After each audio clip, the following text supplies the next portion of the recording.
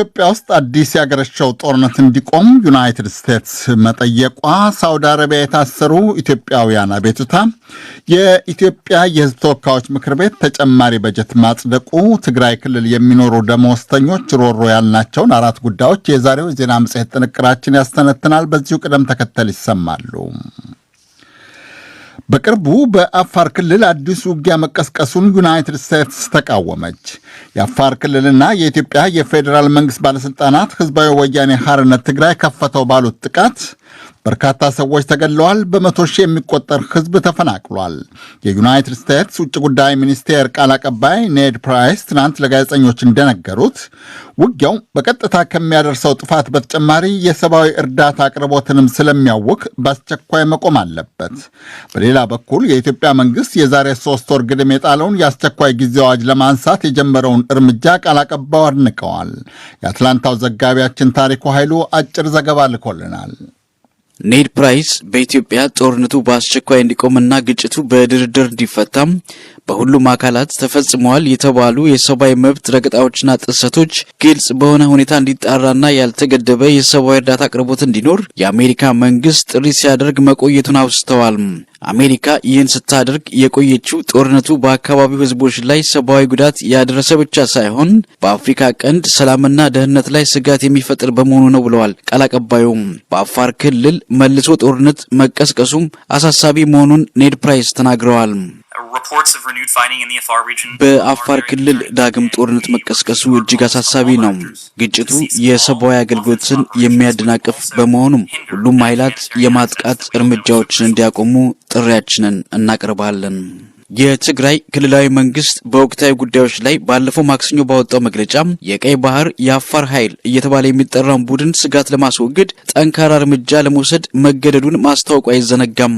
የመንግስት ኮሚኒኬሽን አገልግሎት በበኩሉ ወራሪ ያለው ኃይል በአባላ በኩል ጥቃት መክፈቱን አመልክቶ ከሰመራ ወደ መቀሌ በአባላ ኮሪደር የሚደረገው ጉዞ መስተጓጉሉን ገልጿል። የአስቸኳይ ጊዜ አዋጁን በተመለከተ ቃል አቀባዩ ሲናገሩ የኢትዮጵያ መንግስት የሚኒስትሮች ምክር ቤት በመላው ሀገሪቱ ተጥሎ የነበረውን የአስቸኳይ ጊዜ አዋጅ እንዲነሳ ከቀናት በፊት ውሳኔ ማሳለፉን የአሜሪካ መንግስት እንደሚደግፍ አመልክተዋል። ይህ ውሳኔ በህዝብ ተወካዮች ምክር ቤት ይጸድቃል ብለን ተስፋ እናደርጋለንም ብለዋል። ከአስቸኳይ ጊዜ አዋጁ ጋር ተያይዞ በቁጥጥር ስር ውለው የነበሩት ሰዎች እንዲፈቱ የጠየቁት ቃል አቀባዩም የበለጸገችና ዴሞክራሲያዊት ኢትዮጵያ እንድትኖር ሁሉን አቀፍ ውይይት እንዲካሄድ እናበረታታለን ብለዋል። የዩናይትድ ስቴትስ የአፍሪካ ጉዳዮች ረዳት ሚኒስትር ሞሊፊ እና አዲሱ የአፍሪካ ቀንድ ልዩ መልእክተኛ ዴቪድ ስታርፊልድ ከጠቅላይ ሚኒስትር አብይ አህመድ እና ከሌሎች የመንግስት ባለስልጣናት ጋር ውጤታማ ውይይት ማድረጋቸውንም ኔድ ፕራይስ ገልጸዋል። ረዳት ሚኒስትሩና ልዩ መልእክተኛው አሜሪካ ለኢትዮጵያ አንድነት፣ ሉዓላዊነትና የግዛት አንድነት ያላትን ቁርጠኝነት ገልጸዋል። ጠቅላይ ሚኒስትር አብይ አህመድና ፕሬዝዳንት ጆሴፍ ባይደን ከሳምንታት በፊት ያካሄዱትንና ገንቢ የተባለውን የስልክ ንግግር ተከትሎ የቀጠለው የባለስልጣናት ውይይት ለሰላም የተፈጠረውን እድል መጠቀም ይቻል ዘንድ ለማበረታታት እንደሆነ አመልክተዋል። እንደ ቃል አቀባዩ ገለጻ ግጭቱ ያስከተለውን ስቃይና የሰብአዊ መብት ረገጣ ለማስወገድ የተሻለው መንገድ ዲፕሎማሲ ነው። ለዚህም ነው ይህን ጠንካራ ዲፕሎማሲያዊ ተሳትፎ የምንከተለውና የምንሟገትለት በማለት አጽንኦት ሰጥተውታል። That's why we're pursuing this robust diplomacy. That's why we are advocating for this path. ለዶቼ ቬለ ለተናገረው ዘገባ ታሪኩ ኃይሉ ከአትላንታ ጆርጂያ። ሳውዲ አረቢያ ውስጥ በየእስር ቤቶች የሚማቅቁ በርካታ ኢትዮጵያውያን አሁንም ሰሚ አለማግኘታቸውን በተለይ ለዶቼ ቬለ ተናገሩ።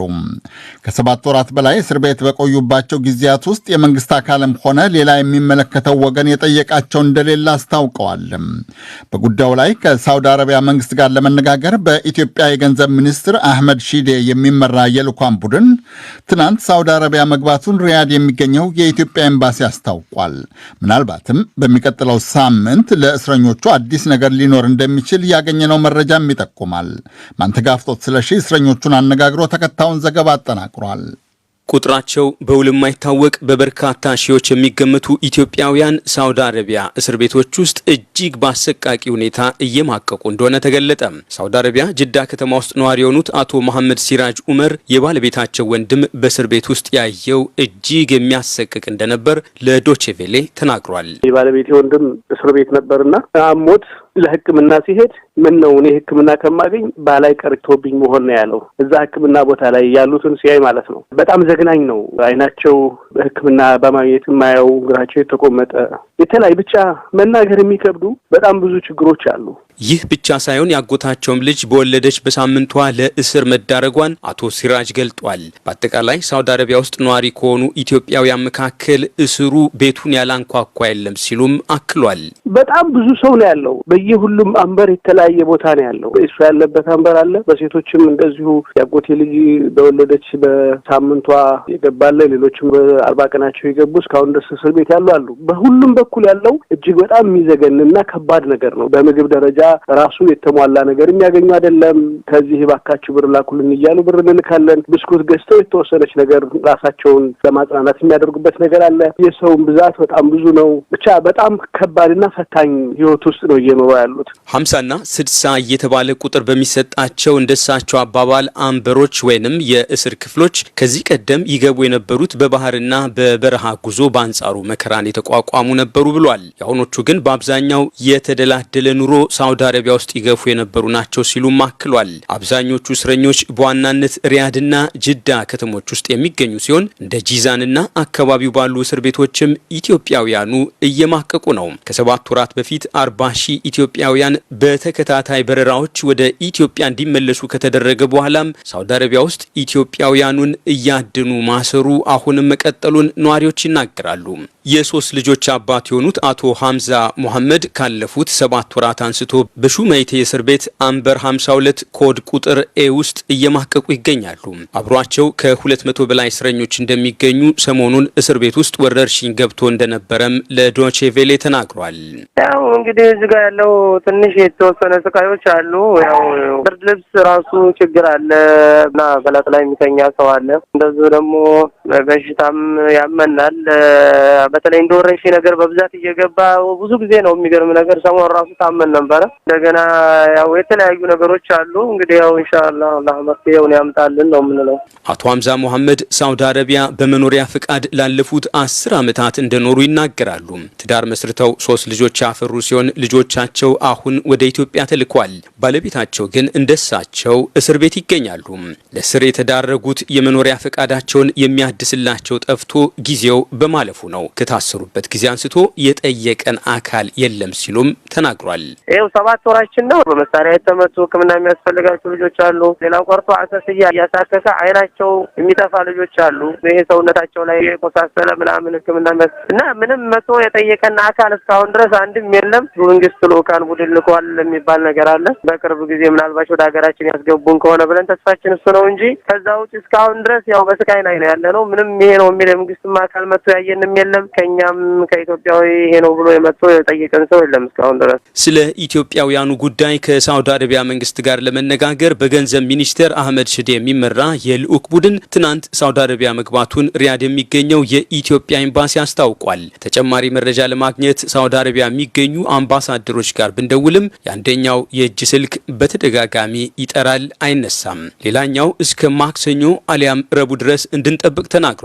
ከዚህ ቀደም ኢትዮጵያውያኑን በተደጋጋሚ ከስራ አስፈትቶ ወደ አገር ቤት የመመለስ ስራ ቢሰራም ችግሩን በዘለቄታው መፍታት ግን እስካሁን አልተቻለም። ማንተጋፍቶት ስለሺ የኢትዮጵያ የሕዝብ ተወካዮች ምክር ቤት ለፌዴራል መንግስት የ2014 ወጪ 122 ቢሊዮን ብር ተጨማሪ በጀት አጸደቀ። ምክር ቤቱ ዛሬ ካጸደቀው ተጨማሪ በጀት 90 ቢሊዮኑ ለጦር ኃይል፣ 8 ቢሊዮኑ ለችግረኞች የምግብ እህል መግዣ፣ ሌላው 8 ቢሊዮን ደግሞ ለመጠባበቂያና 5 ቢሊዮኑ በጦርነት ለወደሙ የመሠረተ ልማት አውታሮች መጠገኛ ይውላል ነው የተባለው። ምክር ቤቱ ከዚህ ቀደም ለ2014 የ561.7 ቢሊዮን ብር በጀት አጽድቆ ነበረ። አሁን ተጨማሪ በጀት ያስፈለገው ጦርነት ባሳደረው ጫና ምክንያት እንደሆነ የገንዘብ ሚኒስቴር ከወራት በፊት አስታውቆ ነበረ። ተጨማሪው በጀት ከሀገር ውስጥ ብድር እንደሚሸፈን ተነግሯል። ሰለሞን ሙጬ የምክር ቤቱን ስብሰባ ተከታትሎታል። ምክር ቤቱ ከሀገር ውስጥ ብድር እንደሚሸፈን የተገለጸውን የ2014 ዓመተ ምህረት 122 ቢሊዮን ብር ተጨማሪ በጀት ከማጽደቁ በፊት የጥያቄው መሰረታዊ መነሻ ነው የተባለው ነጥብ በምክር ቤቱ የመንግስት ዋና ተጠሪ ሚኒስትር አቶ ተስፋዬ በልጅጌ በኩል ቀርቦለት አድምጧል።